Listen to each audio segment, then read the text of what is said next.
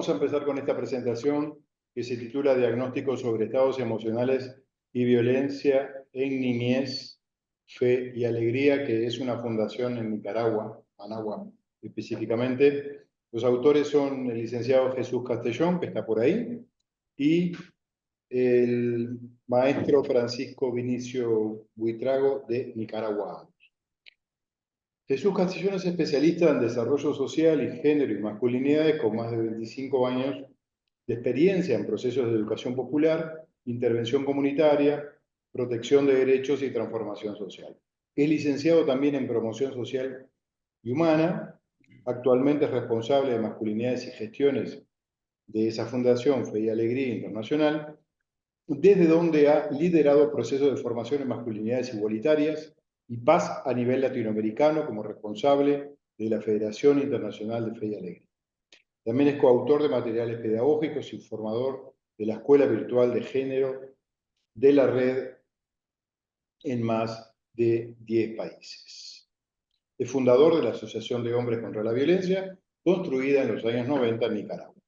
Luego tenemos a quien nos va a hablar ahora, porque Jesús está en un lugar, por lo que me comentó que se le dificulta hablar.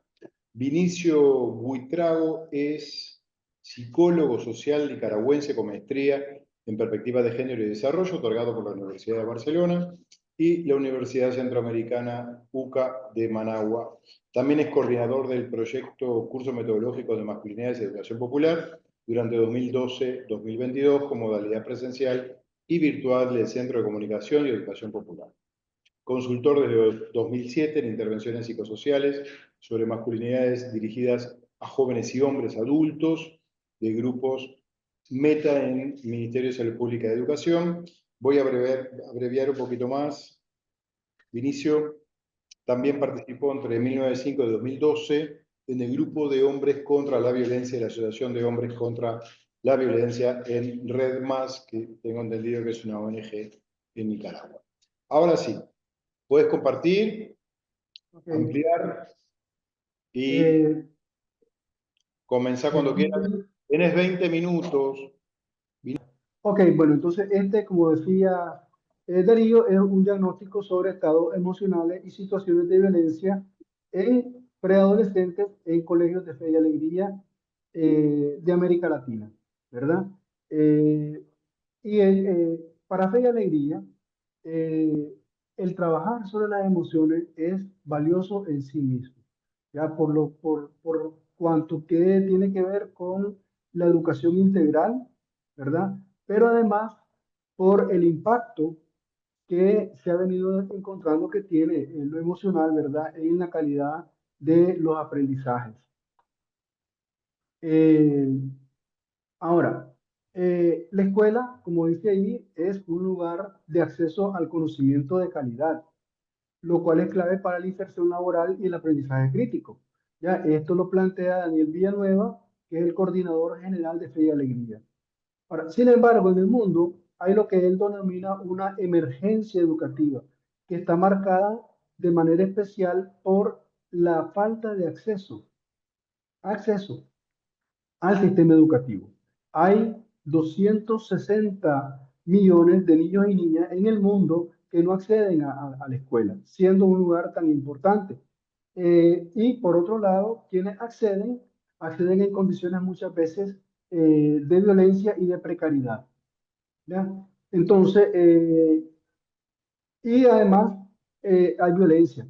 Hay varios estudios en los cuales, tanto independientes, digamos, como de misma fe y alegría, que corroboran la presencia de mucha violencia en el entorno escolar, es decir, en los peligros que enfrenta la niñez en el trayecto de la casa a la escuela, estando en la escuela, de parte de los compañeros de clase, ¿verdad? Y en menor medida de parte del profesorado. De todas maneras, hay un gran desafío, ¿verdad?, para revertir esto. Sobre todo, como decíamos, por la importancia grandísima que tiene las habilidades socioemocionales para optimizar el aprendizaje y el desarrollo humano integral.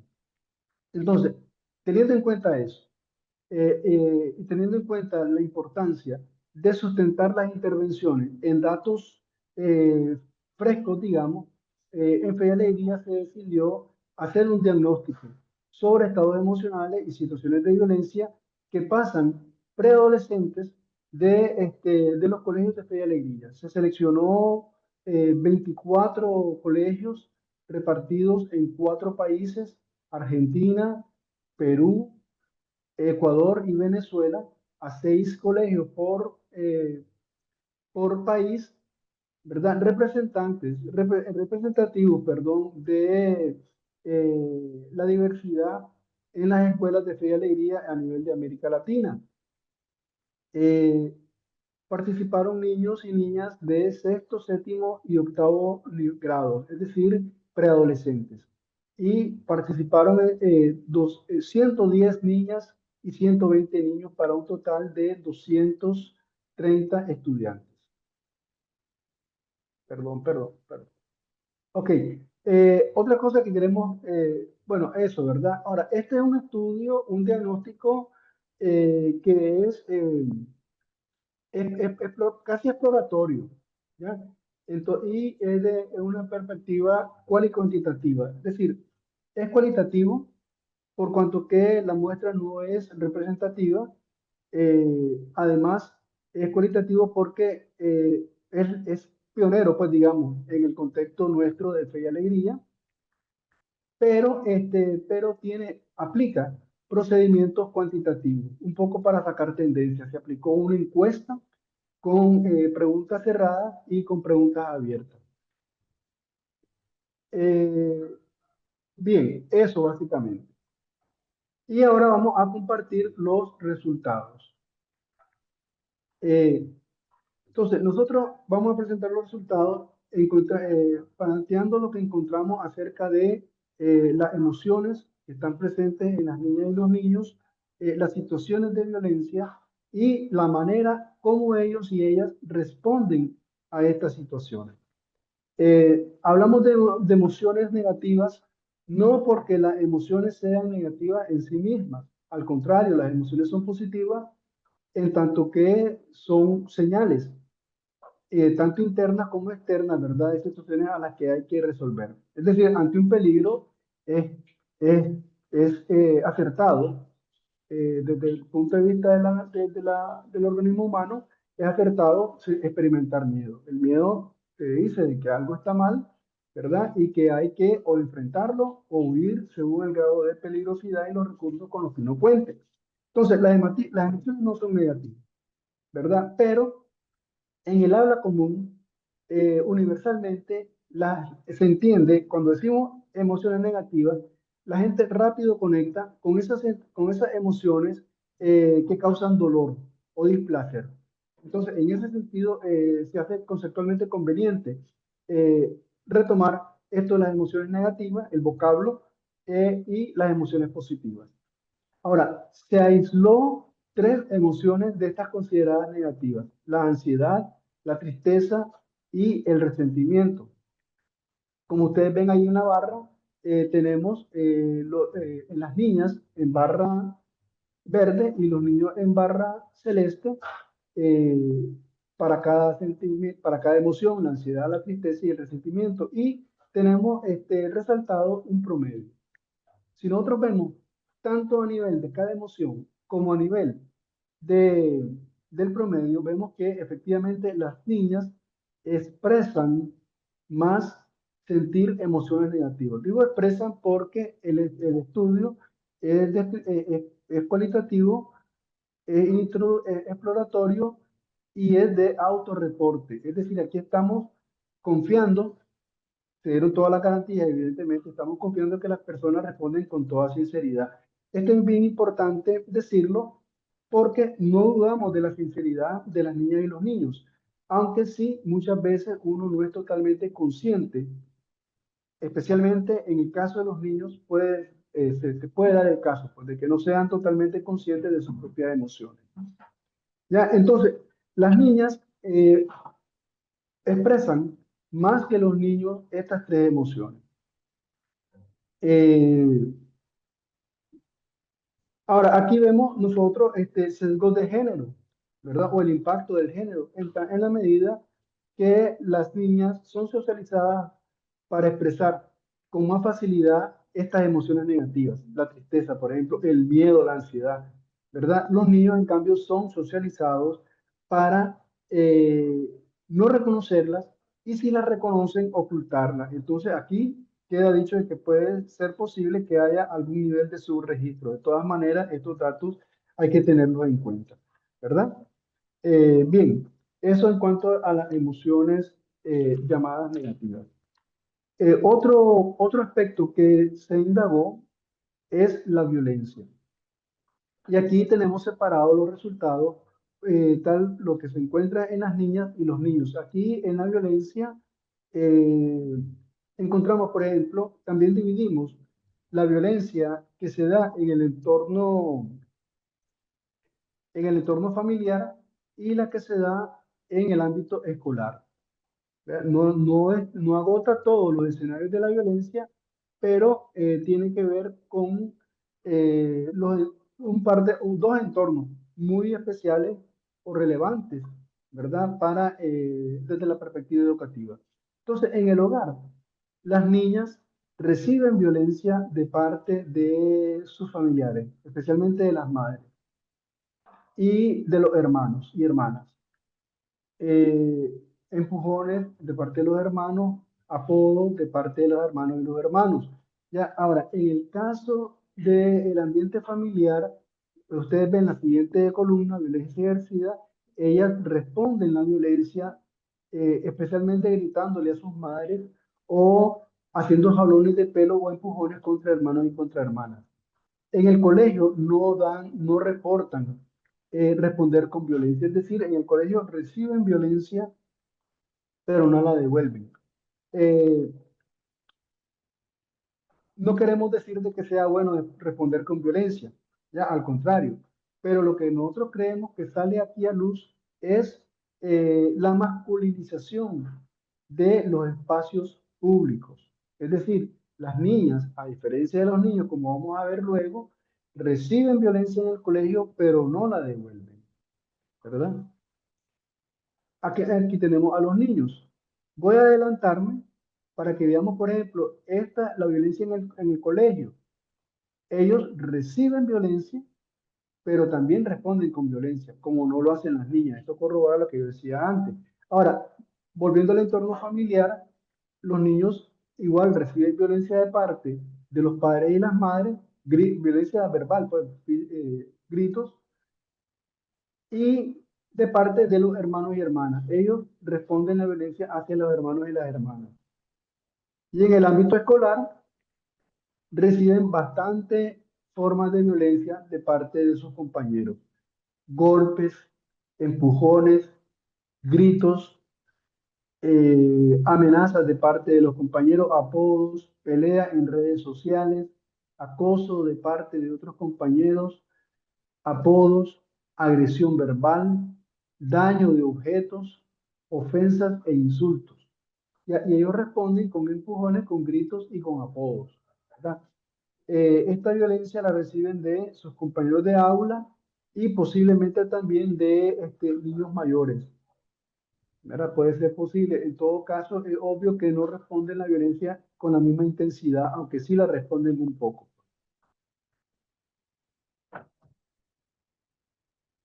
Ahora, ¿cómo responden los niños y las niñas a estas situaciones de violencia en el colegio?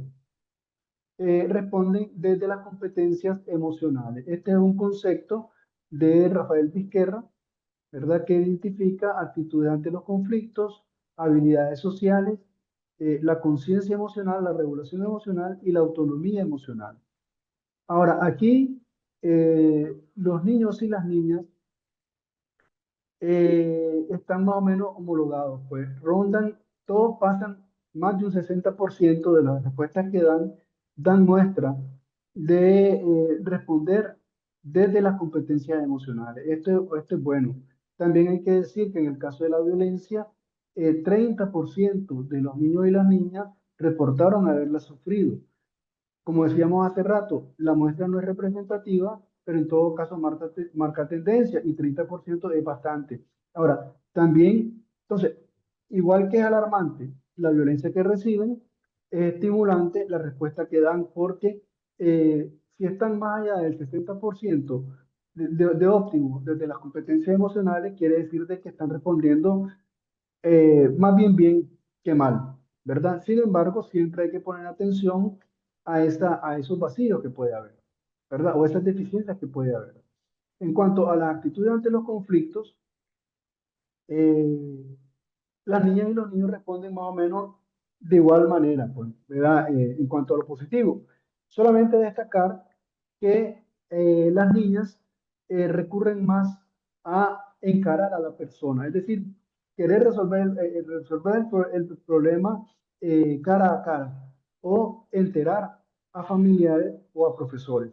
Los niños, en cambio, tienden a resolverlo ignorándolo, es decir, quitándole importancia. La revaloración cognitiva es importante y de hecho es una estrategia de resolución de conflictos, ¿verdad? Pero como todo, ¿verdad? Es bueno también ver el lado negativo que pueda tener. El lado negativo que puede tener la reevaluación cognitiva es minimizar cosas que en su momento más bien deberían de ser encaradas, ¿verdad? Y esto siempre lo vinculamos con el sesgo de género, en el sentido que los niños tienden a minimizar los conflictos. Además, tal vez desarrolla mayor tolerancia a los conflictos. Ya vimos en la lámina anterior cuánta violencia se da entre niños en el ámbito escolar. Ahora, en cuanto a las habilidades sociales, aquí nosotros consideramos habilidades básicas de la conducta verbal y no verbal, establecimiento de contacto visual, postura corporal, etcétera, ¿verdad? Y también se consideró el plan de vida, las habilidades, las competencias para la vida. En todos los casos, las niñas puntúan ligeramente superior a los niños. Hay que decir de que donde los... Vinicio, Sí, Vinicio, disculpa. diga. Te quedan 5 minutitos, ¿sí? Ok. Va. Donde las niñas ganan, por decirlo de esa manera, es en el plan de vida. ¿Ya? Y esto es bien importante de cara a las competencias emocionales. Ahora, en cuanto a la conciencia emocional, están más o menos equilibrados, igualmente en cuanto a la autonomía. Y en cuanto a la regulación emocional, aquí hemos considerado las estrategias de afrontamiento, ¿verdad? Y aquí vemos, esta lámina está un poquito compleja, pero miren, las respuestas de afrontamiento las hemos dividido, las hemos conceptualizado, pues, perdón, a partir de dos dimensiones. Uno, la respuesta ante un problema puede ser de orden emocional, ¿verdad? O bien de orden instrumental, es decir, hacer algo para resolverlo. O bien puede ser de corte activo o bien puede ser evitativo, ¿ya? Entonces, volvemos a algo que decíamos al comienzo.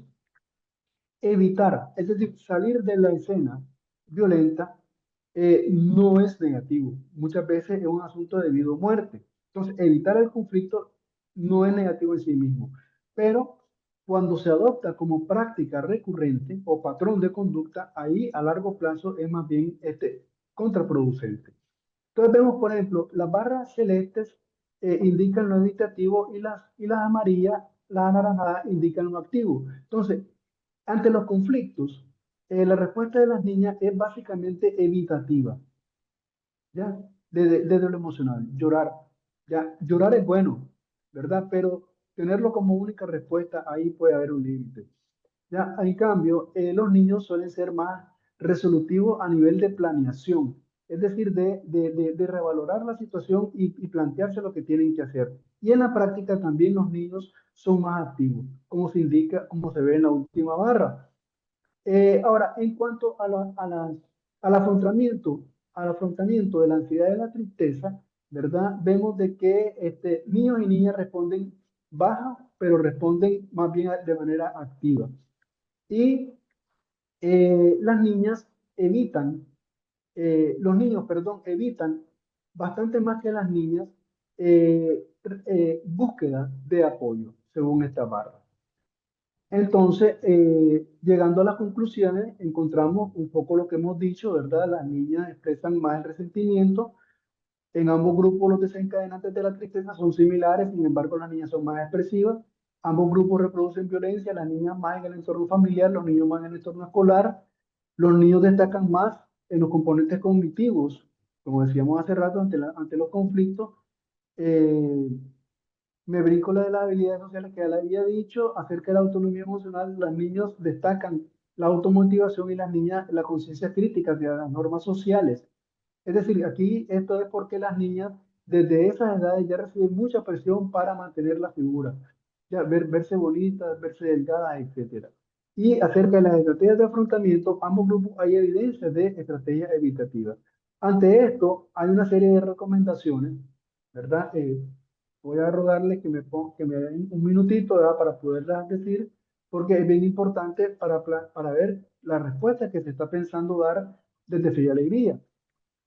Entonces, en cuanto a habilidades sociales, lo que se recomienda en el diagnóstico es implementar programas socioemocionales, es decir, diseñar talleres que integren habilidades cognitivas, emocionales y sociales, hacer intervenciones contra el sesgo de género, que ya lo vimos, ¿verdad? Cómo salta, pues, a la vista estas diferencias, fomentar roles no tradicionales para desafiar el género, los estereotipos, entrenamiento específico, autoconfianza en las niñas, y en los niños, gestión de conflictos y habilidades relacionales. Los niños plantearon que ellos reconocen que ellos tienen dificultad para el control del enojo y las niñas reconocen que le generan mucha ansiedad los encuentros sociales. De ahí esta recomendación. En cuanto a la autonomía emocional, se propone implementar programas educativos, talleres de autoestima enfocados en la aceptación corporal y la resiliencia ante la crítica, lo que decíamos hace rato de la presión que se ejerce sobre las niñas, actividades que refuercen la autoeficacia y el manejo del fracaso, prevención del bullying, vimos que en el colegio hay bastante, estrategias escolares que minimicen su impacto en la autoestima, y en cuanto a la igualdad de género, reducir expectativas diferenciadas que refuercen la presión social. En cuanto a las habilidades para la vida, decíamos de que las niñas están más conectadas con el plan de vida, ¿verdad? Entonces aquí se plantea estimular actividades de conexión personal para identificar pasiones y vincularlas con metas, sobre todo en el caso de los niños. Redes de apoyo, crear espacios seguros sin estigmas de género, conciencia crítica, promover reflexiones sobre desafíos futuros y estereotipos de género. En cuanto a la regulación emocional, técnicas prácticas para las niñas, ejercicios de autocontrol como respiración, relajación, y para los niños, introspección, para que conecten con los sentimientos y vean la relación entre pensamiento, emoción y acción. Y programas equilibrados, adoptar actividades a las necesidades de cada sexo para regulación emocional integral. La expresión emocional en las niñas, ejercicios para fortalecer la autoestima en expresar emociones. Y finalmente, pues nuestra reflexión, evitar conflictos limita el desarrollo de las habilidades de afrontamiento, lo que decíamos acerca de las estrategias evitativas. Promover estrategias como el diálogo asertivo, la confrontación activa y el acceso a recursos profesionales fortalecerá el bienestar emocional y social de ambos sexos. Gracias por la atención brindada, disculpas por los minutitos que me robé y quedamos pues para preguntas, aclaratorias que pueda haber. Gracias, Darío. Paso el micrófono. Muy bien, Vinicio, muchas gracias. Excelente trabajo, excelente investigación. Vamos a habilitar al final las preguntas, ¿sí? Sí. Así que, si nos da el tiempo, vamos a interactuar al final. Así que muchas gracias. Gracias, Eh, gracias.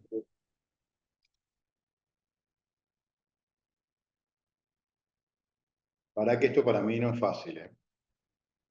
Igual ahí sacó la, ¿Eh? ahí sacó la presentación. ¿La sacó? Está. Sí. Ok, igual te comparto. Te pongo como anfitriona. Bueno, bien, ahora sí, ahora sí. Seguimos entonces con el trabajo 2, que el trabajo 2 se titula Masculinidades y procesamiento emocional, permanencias y cambios en hombres argentinos. Esto surge a partir de una investigación de la doctora María Gabriela Córdoba, y de mi persona. Pero voy a presentarla a Gabriela rápidamente. Ella es postdoctora en estudios de género de la UCES, doctora en Humanidades, área de Psicología, Facultad de Filosofía y Letras de la Universidad de Tucumán, Argentina, egresada del curso de actualización de Psicoanálisis y Género de APA, UK, y psicóloga. Consultora técnica de ONU Mujeres en la temática de masculinidades en América Latina y Caribe, y co-coordinadora general de Centro Somos Nova, dedicada a la formación, investigación e intervención en géneros, masculinidades y diversidad en la región noroeste de Argentina. También es profesora adjunta de Sociología, investigadora universitaria, codirectora de las carreras de posgrado, especialización en estudios de mujeres y de géneros, y co-coordinadora del proyecto de formación de posgrado, abordaje y tratamiento de varones que ejercen violencia de la UNT, así como docente de posgrado en otras carreras, tanto en Argentina como Perú y México, autora de varios libros, Ser varón en tiempos feministas, entre el conflicto y el cambio, y hay algún otro por ahí que no me acuerdo el nombre, pero si te parece, Gabriela, empezamos. Y 2 segundos te presento a vos, Darío Ibarra Casal, postdoctor en estudios de género, doctor en psicología, ambos títulos por la UCES, licenciado en psicología por la Universidad de la República de Uruguay, profesor de diversos espacios de posgrado, director del Centro de Estudios sobre Masculinidades y Género, USC de Uruguay. Tiene 275 libros porque no los pienso leer a todos porque es formador sobre específicamente temáticas de violencia, sexualidad, con más de 30 años en la temática. Ahora sí podemos empezar, creo que no me olvidé de nada. Muchas gracias. Perdón, ya dije, tenemos 15 minutos. Che, antes eran 20, ¿no vale? Bueno, Todo comenzamos. va cambiando. Listo, comienzo. Vamos a presentar un estudio que hicimos sobre las transformaciones en la subjetivación de los varones en Argentina, enfocándonos en la presentación de hoy en cómo procesan sus emociones. Y partimos de la idea de que la masculinidad hegemónica en América Latina impuso un modelo de dominio, de autosuficiencia, de represión emocional, donde el ser varón está ligado a valores que tienen como lineamiento común el control emocional. Entonces, en este país, Argentina, la socialización de los varones continúa enmarcada en este modelo hegemónico, privilegiando fuerza, autosuficiencia y distanciamiento emocional. Y justamente como estos parámetros tradicionales son internalizados desde la infancia, consideramos que influyen en sus modos de actuar, pensar y sentir, enmascarando todas las necesidades que tienen que ver con la proximidad e intimidad mediante comportamientos temerarios, homofóbicos y misóginos y con una tendencia al dominio. Y consideramos que la exigencia de contención afectiva se suma a la presión que los varones tienen por demostrar hombría, fuerza y dominación. También notamos que este modelo está siendo cuestionado por nuevas formas de ser hombre que responden al cuestionamiento creciente, valga la redundancia, de los roles tradicionales de género y las demandas de mayor igualdad. Por eso decidimos adoptar el enfoque de masculinidades en territorio, reconociendo que las experiencias masculinas están arraigadas en contextos socioculturales, políticos y geográficos específicos que van a incluir dinámicas relacionales y simbólicas que moldean la comprensión del lugar de los varones en el mundo. Y como es una investigación reciente, no podíamos dejar de tener en cuenta el contexto actual de Argentina, que está marcado por una restauración conservadora. Por eso creemos que este enfoque es particularmente relevante, porque hoy nuestro territorio se convierte en un espacio en disputa, donde los avances en derechos de género coexisten con resistencias cada vez más feroces que buscan reafirmar los roles tradicionales. Y esto se traduce en tensiones donde los nuevos modelos masculinos que intentan emerger están enfrentados a discursos reactivos, ¿sí? Visto en las redes incluso, que limitan las posibilidades de cambio y refuerzan mandatos que ya no responden a las necesidades emocionales y sociales contemporáneas. Bueno, hicimos un estudio cualitativo, esto lo paso rápidamente, donde intentamos registrar qué permanecía y qué cambió en los modos de posicionarse, actuar, sentir y pensar de los varones haciendo énfasis en sus emociones y que podíamos pesquisar como indicadores de salud mental. Y justamente hicimos un diseño exploratorio y descriptivo. ¿Por qué? Porque es un campo en constante evolución, porque las transformaciones socioculturales están mucho más rápido que la producción de las teorías. Em, y prestamos mucha atención, insisto, con la cuestión del territorio, cómo estos varones particulares de las distintas provincias de Argentina negocian su lugar en este mundo actual, para intentar mapear qué queda, qué se está fisurando, qué cambió. ¿Hay posibilidades de que emerjan nuevas formas subjetivas viriles? Bueno, en ese sentido, como es una investigación en curso, perdón, vamos únicamente a presentar cuestiones descriptivas que ya están sistematizadas, ¿sí? Porque para ello usamos encuestas cual y cuantitativas autoadministradas, y los datos que presentamos hoy tienen que ver con las encuestas, ¿sí? Lo que queremos ofrecerles es un primer acercamiento a las formas en que los hombres argentinos viven y expresan su emocionalidad en el contexto actual.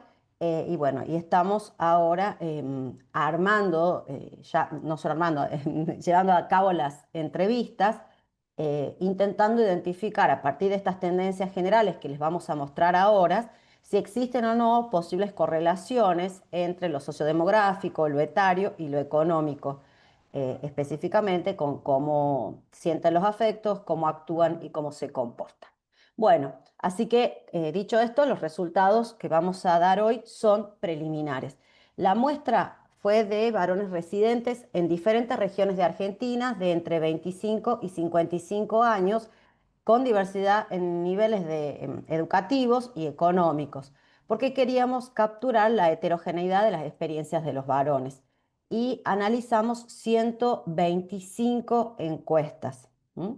Y la mitad de la muestra son las de varones entre 30 y 39 años. Son los los que estuvieron más dispuestos a responder.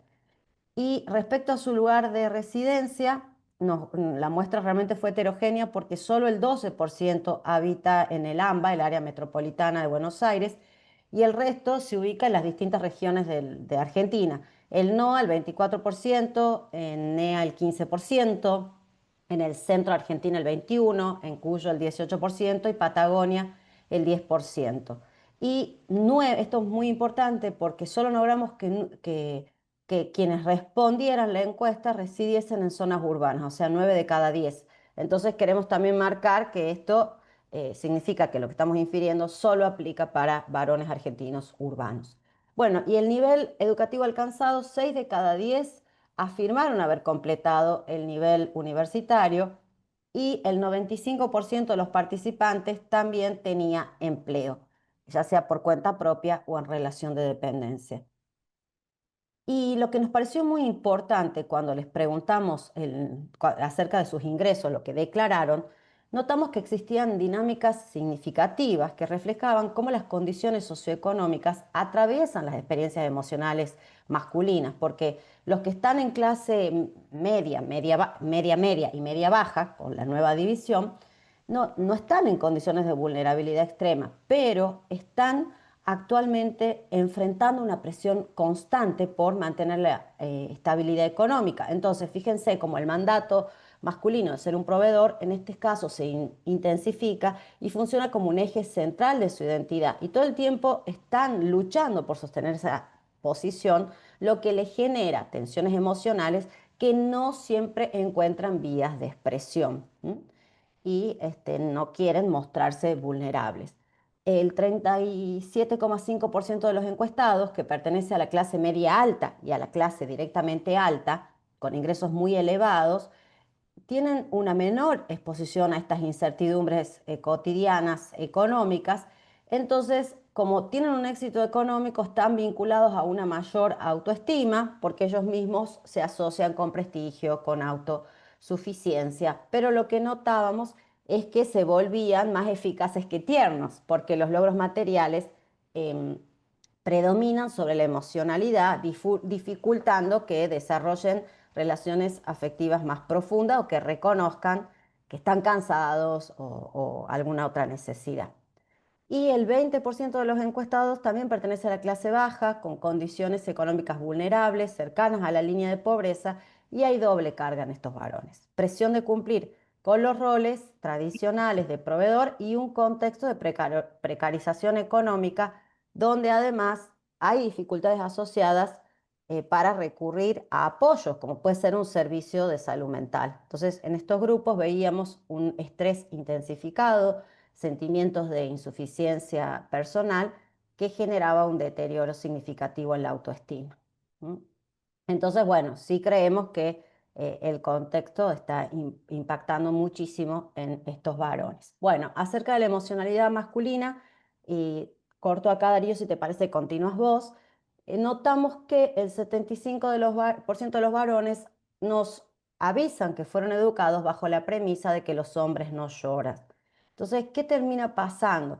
Que después le ponemos otra afirmación y el 80% no está de acuerdo con la frase que hablar de sentimientos no es de hombres.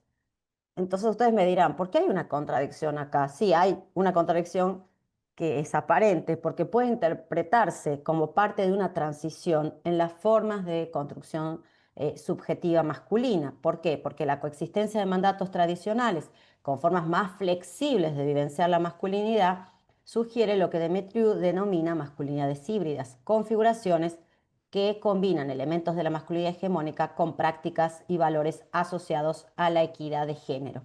¿Qué queremos decir con esto? Y con esto cierro, que estas masculinidades híbridas no eliminan por completo normas patriarcales, pero sí las reconfiguran para adaptarse a los cambios culturales y sociales en curso. Así, aunque muchos varones de la muestra crecieron bajo estrictos mandatos de género, una proporción significativa de estos ha iniciado algún tipo de procesos de cuestionamiento y de construcción de dichas normas en lo atinente a la expresión emocional. Darío, si querés, seguí vos con salud mental.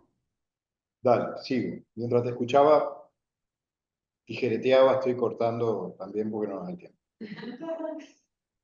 Así que va a ser como una versión más abreviada, ¿sí? En cuanto a la salud mental y a las emociones, en la búsqueda, esto que estaba hablando Gabriela, en la búsqueda de la ayuda profesional, el 60% de los varones estaría dispuesto a consultar a un psicólogo si lo necesitara, lo que señala una apertura hacia el cuidado de su propia salud mental, ¿va? Este dato constata que la idea tradicional de que los hombres deben resolver sus problemas solos, sin mostrar debilidad y dependencia, ya no corre tanto como antes. De hecho, lo vemos en esta clínica, que cada vez más hombres consultan. Sin embargo, un 40% aún se muestra reticente a buscar ayuda profesional, lo que sugiere que persisten barreras culturales y prejuicios en torno a la salud mental masculina, ¿no? La búsqueda de ayuda psicológica puede ser vista como una amenaza a la autosuficiencia y al control emocional, valores centrales en la masculinidad hegemónica. Un dato llamativo que el 66% de los encuestados considera que los varones se animan cada vez más a hablar de sus problemas, por ejemplo, con amigos, con parejas, pero solo el 44% cree que los hombres están dispuestos a modificar actitudes machistas. Esta diferencia sugiere que si bien existe una apertura incipiente hacia la expresión emocional en el ámbito privado, aún persiste una resistencia significativa a cuestionar las normas de género que legitiman al machismo, ¿sí? Es decir, los varones como que se pueden sentir más cómodos compartiendo sus vivencias emocionales en un contexto de confianza. Pero esto no necesariamente implica una disposición a revisar críticamente, ¿verdad?, sus propios privilegios y comportamientos machistas. Me salté una parte y voy a hablar de algunas conclusiones preliminares, ¿sí? Y es que investigar masculinidades en territorios argentinos permite evidenciar la coexistencia de discursos hegemónicos y prácticas alternativas, así como la intersección de factores como la clase, la etnia, el género y la edad, comprendiendo las masculinidades como experiencias heterogéneas. Los varones en Argentina están en un proceso de transición entre los viejos y los nuevos mandatos de la masculinidad. Cuando hablamos de los varones, estamos hablando de nuestra muestra, ¿verdad? No estamos haciendo una generalización para todos los varones argentinos en su totalidad. Se observan transformaciones mediadas por factores como el auge de los movimientos feministas, la creciente visibilidad de los derechos de género y el impacto de las recurrentes crisis económicas. Si bien muchos están abiertos a expresar emociones y buscar ayuda en temas de salud mental, siguen persistiendo fuertes tensiones derivadas del disciplinamiento social entre pares, demandas feministas y expectativas de sus pares. La masculinidad hegemónica está profundamente arraigada en las jerarquías de género y se reproduce a través de relaciones sociales, lo que explicaría la resistencia y la lentitud del cambio al cual estamos asistiendo. Los cambios que llevan adelante los varones, aunque significativos, no siempre surgen por iniciativa propia, más bien resultan de una presión sostenida, principalmente ejercida por las mujeres y los movimientos feministas. Los cambios superficiales se asocian a comportamientos cotidianos o mejorar en el bienestar personal, mientras que transformaciones más profundas en las subjetividades masculinas y en las dinámicas relacionales permanecen limitadas. Los datos obtenidos reflejan un panorama complejo de continuidad y transformación en los modos de ser masculinos en Argentina. Se observan permanencias, por ejemplo, como la dificultad para expresar emociones en entornos masculinos tradicionales, como bien plantea la investigación de Vinicius, la resistencia al desaprendizaje del machismo, la autosuficiencia emocional como ideal y el condicionamiento de no ser vulnerable y persistente de la competencia masculina. También se observan cambios como una mayor apertura en la expresión emocional, en la intimidad, por supuesto, el cuestionamiento de la idea de hablar de sentimientos no es de hombre, eso ya se lo están cuestionando, ¿no? La disposición a buscar ayuda profesional, reconocimiento de la influencia del feminismo. Y por último, voy a abreviar también las apreciaciones finales. Estos son resultados parciales, por supuesto seguimos investigando. La socialización de los varones continúa estando marcada por la represión emocional, la competencia y la autosuficiencia, y eso obviamente viene de la internalización desde la infancia, la socialización de género, que configuran modelos de masculinidad más rígidos y restrictivos que dificultan la expresión de la vulnerabilidad. Sin embargo, la transición hacia las nuevas formas de la masculinidad no está exenta de dificultades. Los varones enfrentan tensiones derivadas del disciplinamiento social, como decíamos, los padres, demandas feministas, expectativas de sus padres. Este estudio ha permitido trazar un mapa inicial de las permanencias y las transformaciones de las subjetividades masculinas en Argentina. Los resultados sugieren que los varones se encuentran en un proceso de transición complejo y contradictorio, y resulta fundamental promover intervenciones que faciliten una transición más efectiva hacia masculinidades saludables e igualitarias. Por último, el desafío de construir masculinidades igualitarias y saludables no es solo una cuestión individual, ¿verdad? Sino que también es colectiva, es un proyecto social, es un proyecto político que requiere el compromiso de todos los actores involucrados: el Estado, las instituciones educativas, las organizaciones de la sociedad civil y los propios varones, por supuesto. Solo a través de un esfuerzo colectivo será posible transformar las estructuras que perpetúan la desigualdad de género, y así como contribuir o construir un futuro donde todos los varones puedan vivir de manera plena y auténtica, sin las restricciones impuestas por los mandatos tradicionales de la masculinidad. Así que si les parece, dejamos por ahí. Estamos pasaditos igual. Así que gracias, Gaby. Y pasamos al otro trabajo. Después, si nos quedan unos minutos, conversamos un poquito más. Bueno, ahora vamos con Renata.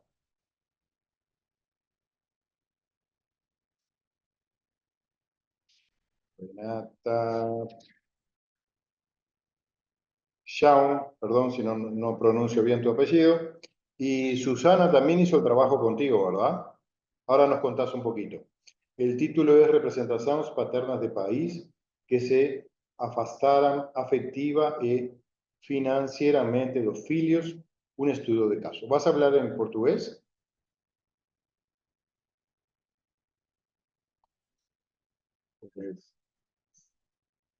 Está silenciada, Renata. Ok. Bom, minha apresentação vai ser em português. Boa tarde a todos, é um prazer estar aqui com vocês e compartilhar esse espaço com todos os pesquisadores. Maria Gabriela tem usado muito os seus livros na minha tese, tenho gostado muito do seu trabalho. Bom, meu trabalho é sobre as representações paternas de pais que se afastaram afetiva e financeiramente dos filhos. Ele faz parte da minha tese de doutorado e eu vou apresentar um dos estudos de caso de um dos pais participantes dessa pesquisa.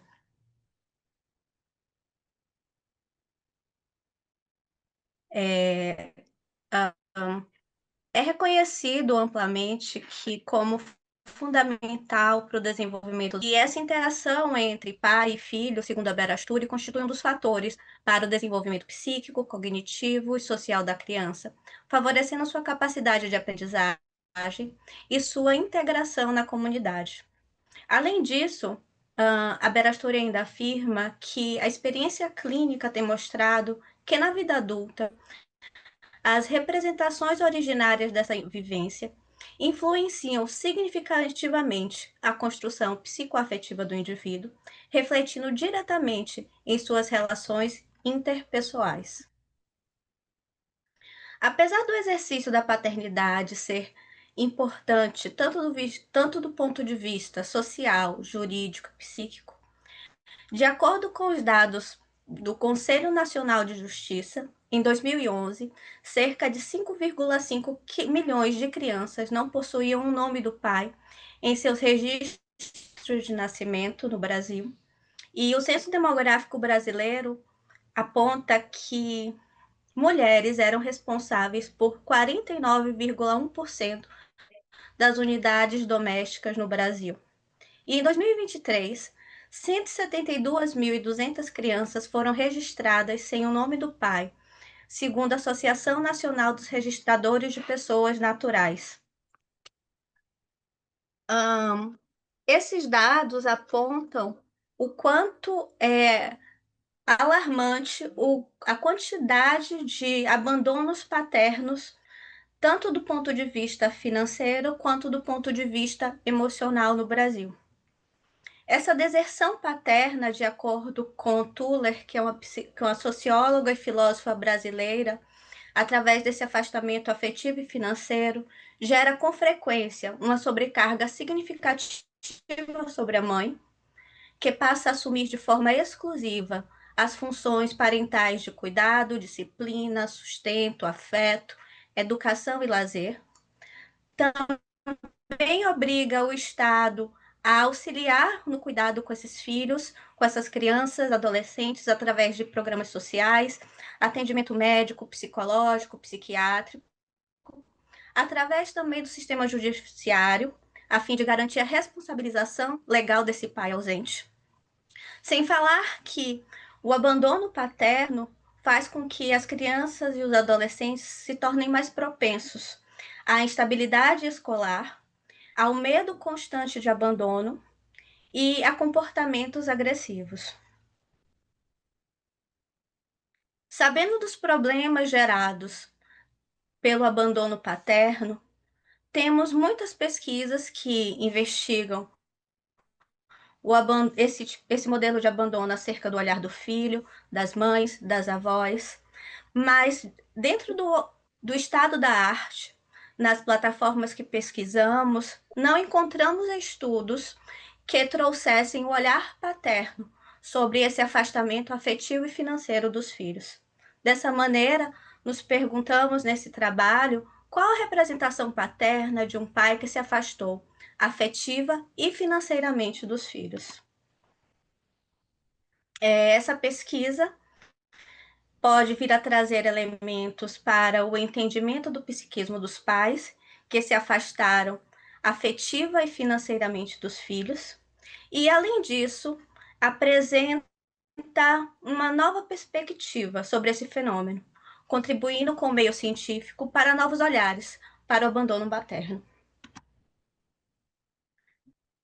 Tivemos como objetivo realizar um estudo de caso e para analisar as representações paternas de um pai que se afastou afetiva e materialmente dos filhos, e como objetivo específico discriminar as representações paternas prevalentes nesse estudo de caso e analisar a relação entre as representações paternas e o estabelecimento do vínculo afetivo e financeiro com os filhos. Adotamos como metodologia, nosso tipo de desenho foi um estudo de caso, que foi realizado em esse foi um estudo de caso realizado através de uma pesquisa qualitativa, que buscou compreender e explicar, através dos instrumentos de pesquisa, as representações paternas de um pai que se afastou afetiva e materialmente dos filhos, salientando os processos psicodinâmicos da interação do pai com os filhos. Bem, nossa unidade de análise foi um pai que nasceu em 1970, hoje ele tem 55 anos, na cidade de Ilhéus, Bahia, é militar aposentado, possui ensino médio completo e se identifica como pardo.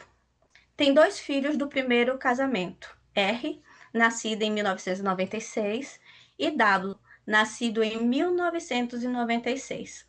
No período da entrevista, ele estava no seu segundo casamento. Como nós realizamos essa pesquisa na primeira vara de família de Ilhéus, Bahia, nós observamos na audiência de execução de alimentos, onde pai e filha estavam presentes. Na observação da audiência, sua filha declarou que o pagamento da pensão foi marcado por falhas e irregularidades e que o valor recebido não era suficiente para atender às suas necessidades e as do irmão. Em razão disso, enfrentavam dificuldades para o próprio sustento, sendo necessário contar com o apoio financeiro do avô paterno. Relatou ainda que a relação com o pai sempre foi distante e que na adolescência esse afastamento se intensificou até que a comunicação cessasse completamente. Ao fim dessa audiência, nós convidamos o pai para participar desta pesquisa e, durante a entrevista inicial, antes da aplicação dos instrumentos, o pai entrevistado informou que o seu próprio pai era um homem bom, muito calado e trabalhava muito. Eles tinham uma boa relação. Só se viam à noite, quando o pai chegava do trabalho, ou no local do trabalho do pai, uma oficina, quando a mãe mandava que fosse auxiliá-lo. Ele sempre ficava por perto do pai, mas não conversavam. Ele afirmou que se via como o próprio pai, calado, sem brincadeiras.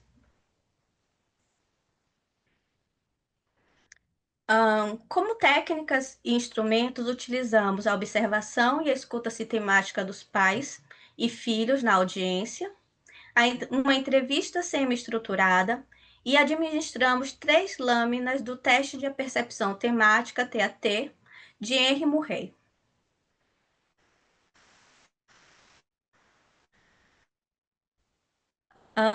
as respostas obtidas de acordo com os instrumentos do Manual de Utilização do TAT de Vika Schentalb e colaboradores. A primeira prancha apresentada foi o menino e o violino.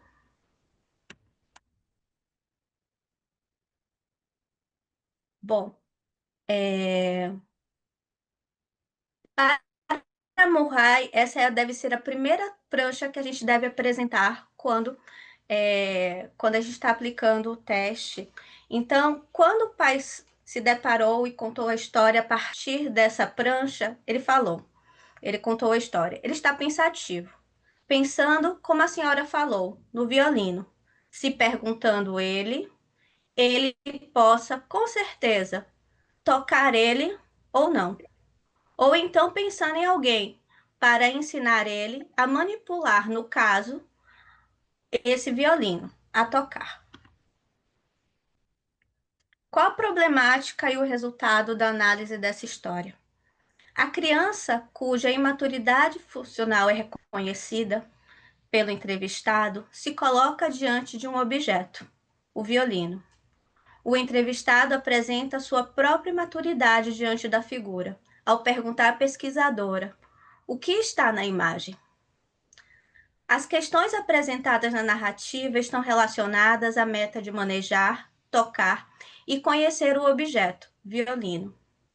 Entretanto, o entrevistado se coloca diante de uma dúvida sobre sua própria capacidade de tocar, manipular ou não o objeto.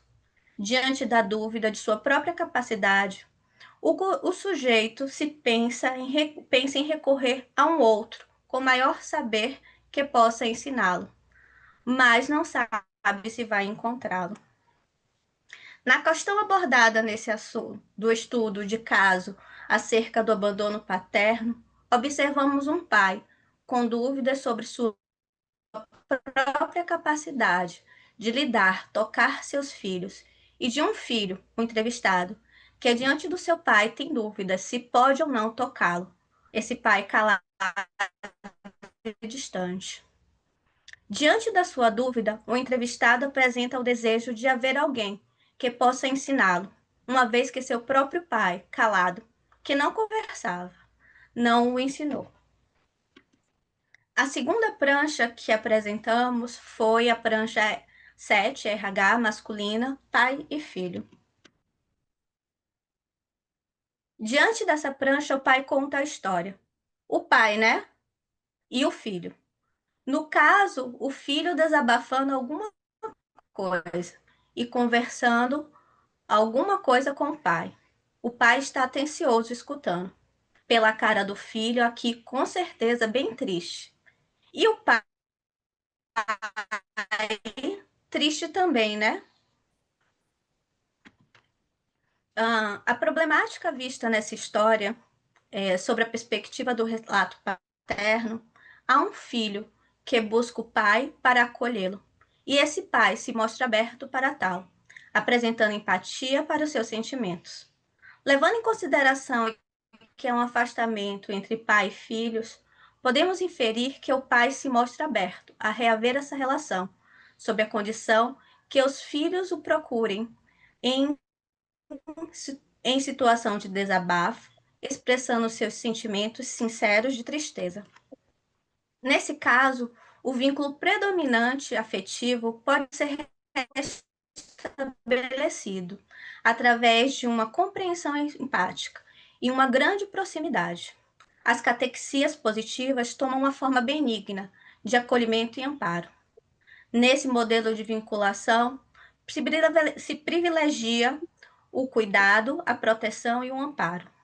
Mas, segundo Snyderman, quando há uma frustração no vínculo de amor, manifesta-se o sadismo e as catequias negativas. Se os filhos demonstram um afeto sincero e arrependimento, o pai está aberto ao cuidado. No entanto, se os filhos os frustram, não forem atenciosos e cuidadosos, o pai, como punição, retira a pensão. A última prancha apresentada foi a prancha 13, rapazes, menino sentado na soleira. A história contada pelo pai foi: provavelmente aqui o filho, na porta de casa, esperando alguém, né? Ansioso, esperando alguém. Que geralmente o filho, quando fica assim na porta de casa, assim, olhando para o infinito, está esperando alguém chegar. As Perdón, representa- Renata. Oi? Renata, tenemos 3 minutitos, ¿puede ser? Tá, já tô no final. São 20 minutos, não, Dario? Para. Yo ya me retiro. Sim. No corten la clase, es lo único que pido. Ah, va. Dale. Gracias. Perdón, ¿decías? Sim. As representações relatadas sugerem um conflito interno do personagem filho que se encontra só. O estado de estar só pode ser evocado. O estado de estar só pode ser evocado o sentimento de ansiedade diante da espera de um alguém. Partindo da entrevista, uma vez que o entrevistado é filho de um pai financeiramente presente, mas calado, que só chegava à noite do trabalho, e não era de muita conversa, o relato pode representar a espera ansiosa do cuidado e da atenção do pai. Há uma repetição do modelo paterno em sua própria paternidade, na qual ele se faz um pai que se mostrou parcialmente presente financeiramente, mas que não se comunica e não é atencioso com os filhos. O distanciamento afetivo e paterno na vida do entrevistado também pode ter gerado uma sensação de insegurança de exercer a paternidade. Por outro lado, pode também expressar a sensação de abandono pelos filhos e o seu desejo de aproximação deles. Os dados colhidos através das entrevistas e da aplicação dos testes mostram que revelam um pai que se sente imaturo, com incertezas e dúvidas sobre sua capacidade de exercer a paternidade. Ele manifesta o desejo de aprender com alguém mais experiente, mas não sabe se encontrará esse apoio, reflexo da ausência de orientação não recebida de seu pai. A dinâmica se repete com seus próprios filhos, que também se afastam dele, mantendo um vínculo formal e emocionalmente distante. Ambos os lados esperam que o outro inicie a aproximação, criando um impasse marcado pela ausência de diálogo e cuidado mútuo, dificultando a construção de uma relação afetiva. O vínculo é estabelecido com os filhos. O pai apresenta um modelo de vinculação que prioriza o cuidado e o amparo, permitindo que as catequias afetivas assumam uma forma positiva. Nesse contexto, ele demonstra empatia e abertura para restabelecer o vínculo com os filhos, desde que eles procurem em um gesto sincero de desabafo e expressão de sentimentos, mas sempre dentro da hierarquia. Vale lembrar que esse pai é militar. Então, os filhos devem procurar o pai, não o inverso, como aconteceu na sua própria história. No entanto, quando o pai é frustrado por esses filhos que não conversam com ele e não o procuram, surgem as manifestações de hostilidades que foram apresentadas durante a audiência, apresentadas de forma punitiva, com o não pagamento e a retirada da pensão. As representações paternas indicam um conflito interno do entrevistado, marcado pela solidão, pela dificuldade de exercer a paternidade e ansiedade diante da ausência paterna. Embora seu pai tenha sido financeiramente presente, era emocionalmente distante e pouco comunicativo, padrão que o próprio entrevistado parece repetir em sua paternidade. Esse distanciamento afetivo pode ter gerado, é a última frase, pode ter gerado insegurança e dificuldade em restabelecer os vínculos com seus filhos, e ao mesmo tempo, o relato expressa seu sentimento de abandono pelos filhos e o desejo de aproximação afetiva com eles. Ok. Bueno, muy bien, muchas gracias. Muchas gracias. Graças também. Bueno, estamos a 4 minutos de cerrar la mesa. Hay una colega de Perú que no pudo presentarse, ¿se ve? Ah, Lisette. Sí. ¿Estás? Está ahí. ¿Cómo están de tiempo ustedes? ¿Eh?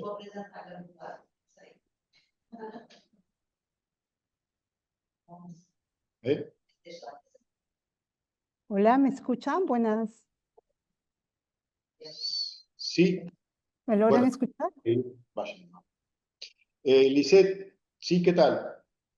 Estamos muy cortos de tiempo, así que tenés 10 minutitos, ¿está bien? Sí, está bien. Ustedes, por favor, y si me van indicando el tiempo, más bien mucho gusto estar con ustedes aquí en estas jornadas.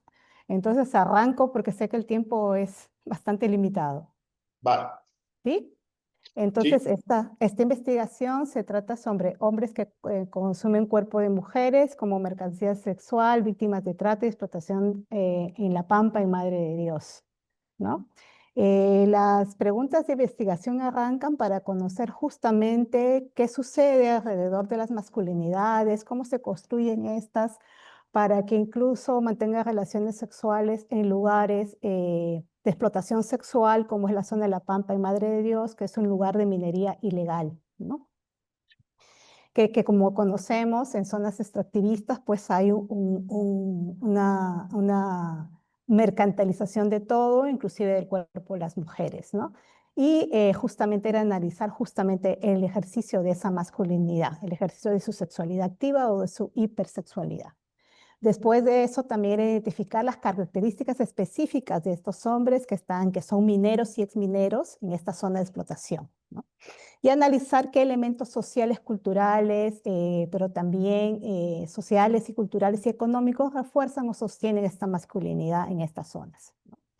La metodología fue de tipo cualitativa, entrevistas a profundidad, un diseño semiestructurado con una batería inmensa de 82 preguntas, un trabajo de campo que fue realizado principalmente por un varón para tener, como había varias preguntas sobre el tema de la sexualidad, entonces, y de temas de que si iban a los bares y prostibares, entonces se hizo una capacitación, un proceso de validación con un varón par que se encontraba en la zona, ¿no?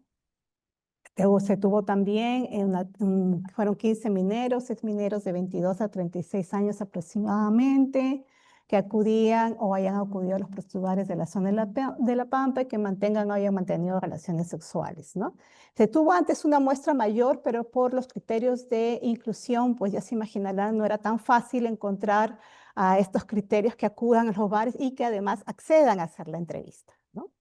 Bueno, no me voy a detener mucho en marco teórico porque lo importante son los resultados, pero uno de los aspectos importantes son los mandatos del capital masculino que rigen las formas de pensar, sentir y actuar, ¿no? De los hombres principalmente, los hombres en La Pampa, y ya sabemos que uno de los aspectos del capital masculino, por ejemplo, el Vázquez del Águila que menciona que es el alardear sobre el desempeño heterosexual, sobre todo en los hombres, ¿no? Y esto puede ser una identidad, un centro de identidad en el aspecto, en los mandatos del capital masculino que rige su hegemonía, que es una posición de ser poseedor del cuerpo de las mujeres, una posición de poder, como nos indica Connell. Y además, como nos indica Kimmel, la homosociabilidad fue otro de los aspectos importantes que tienen que demostrar principalmente a otros hombres esa virilidad, ¿no? Constancia de virilidad, que inclusive se vuelve un proceso entre consciente e inconsciente de acudir a estas zonas o estos bares como un mandato inclusive, ¿no? Se refuerzan entre los pares donde se están evaluando constantemente esta asistencia o esta atención de ir a estos bares o prostibares en la zona de La Pampa, donde hay mujeres, inclusive adolescentes y mujeres jóvenes en condiciones de trata. Y otro aspecto fundamental es la masculinidad subordinada de Nicolás Shogun, en que menciona que hay otro tipo de masculinidades, ¿no? Que existen, que la hegemónica es verdad, es un preponderante a través del patriarcado que disciplina el cuerpo de los hombres para el uso del cuerpo de las mujeres como objeto sexual, ¿no? Que es una primordial en su identidad, pero Nicolás Shogun nos dice que hay otros tipos de identidades, como por ejemplo son masculinidades que pueden estar explotadas, ¿no? Que están bajo una subordinación, como es el caso del cuerpo de estos hombres, ¿no? De los hombres que están en la zona de mineros o exmineros, y por eso nace un concepto que se llama masculinidad hegemónica subordinada, que convive en el mismo cuerpo. Eso es como un resultado de la investigación.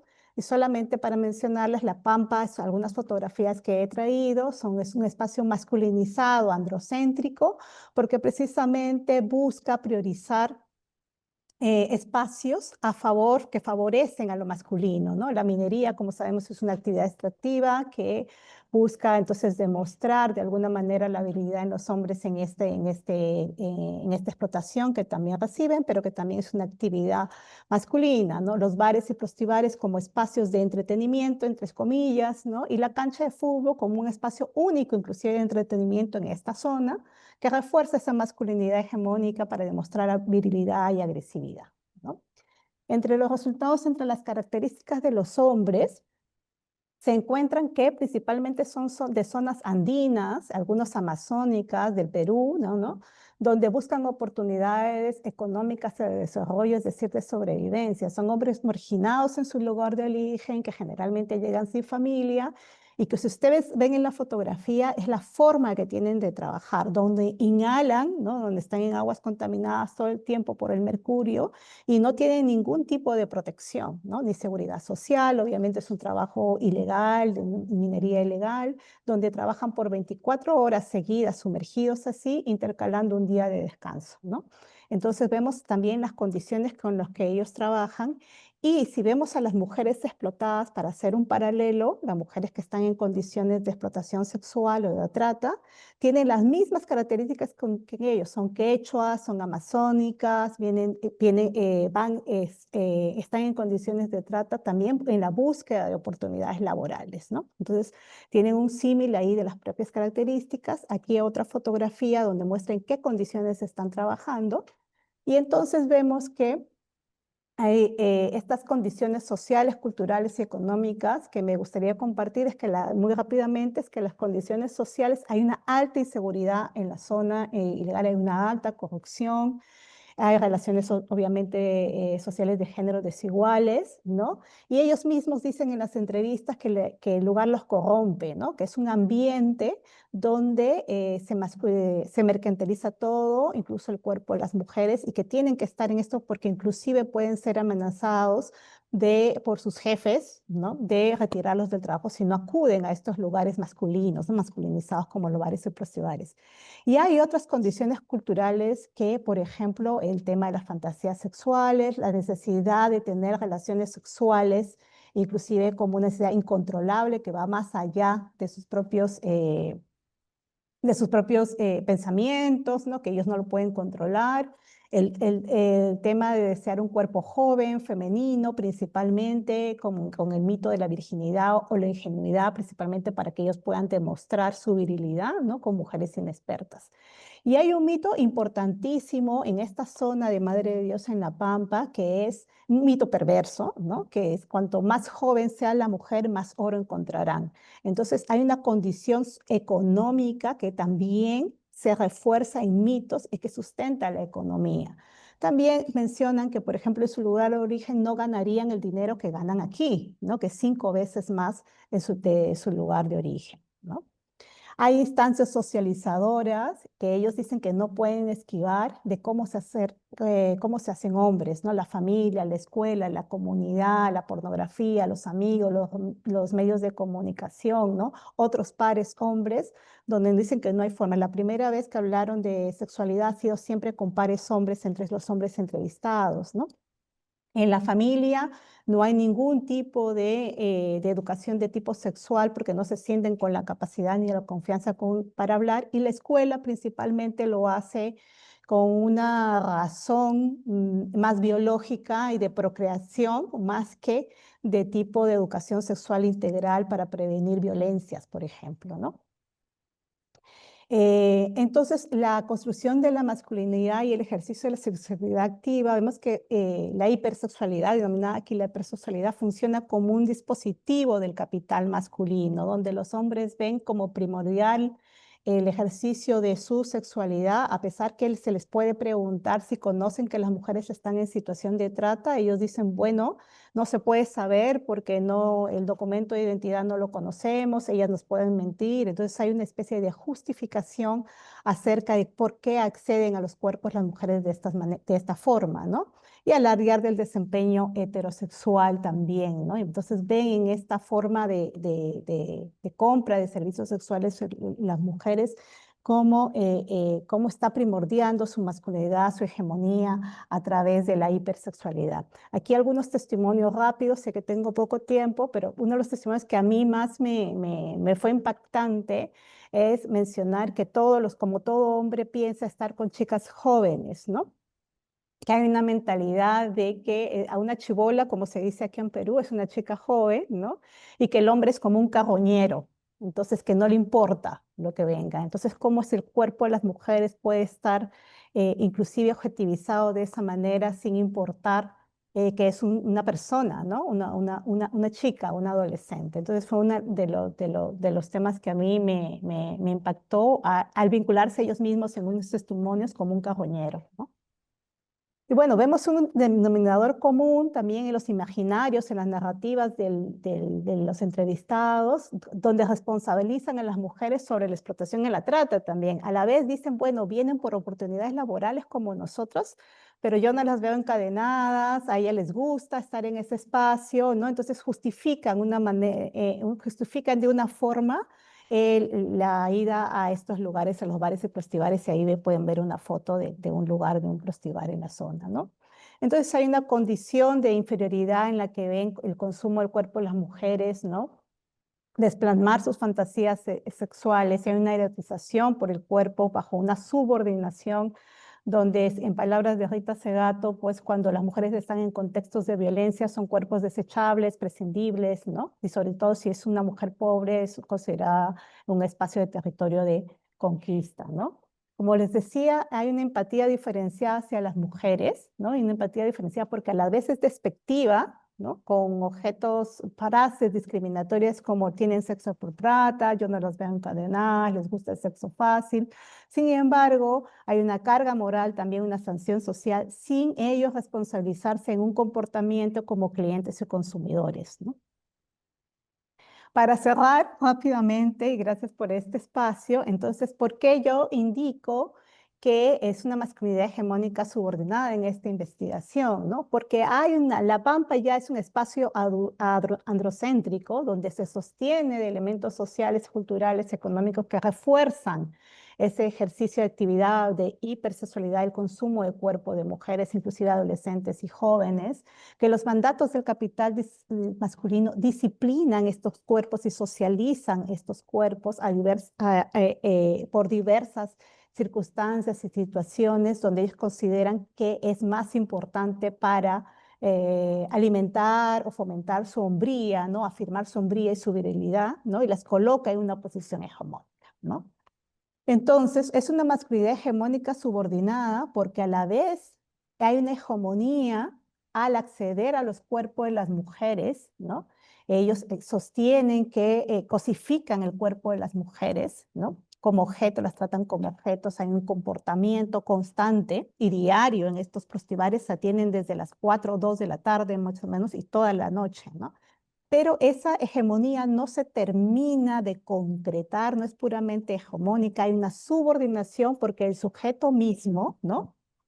Es subalternizado bajo una procedencia, origen étnico, racial, bajo las situaciones de explotación que trabajan en la minera sumergidos, ¿no? Donde no sumergidos en la extracción del oro, como los hemos visto, sin ninguna protección, y pueden morir inclusive dentro de esta práctica de demostrar su virilidad vinculados a riesgo, las actividades de riesgo. Entonces, cómo también les daña el capital masculino, los mandatos del capital masculino en sus vidas. No obstante, es importante saber que de todas maneras ejercen una hegemonía en situación en el cuerpo de mujeres, ¿no? De adolescentes y jóvenes. Entonces, para concluir ya, esta masculinidad hegemónica subordinada convive en un mismo sujeto, en sus imaginarios, en sus narrativas, en sus formas de pensar, vivir, actuar, ¿no? Y que tienen que cumplirlas para alcanzar el estatus de hombre. Y me quedaría hasta aquí. Muchas gracias por el espacio. Sabía que tenía un espacio cortito.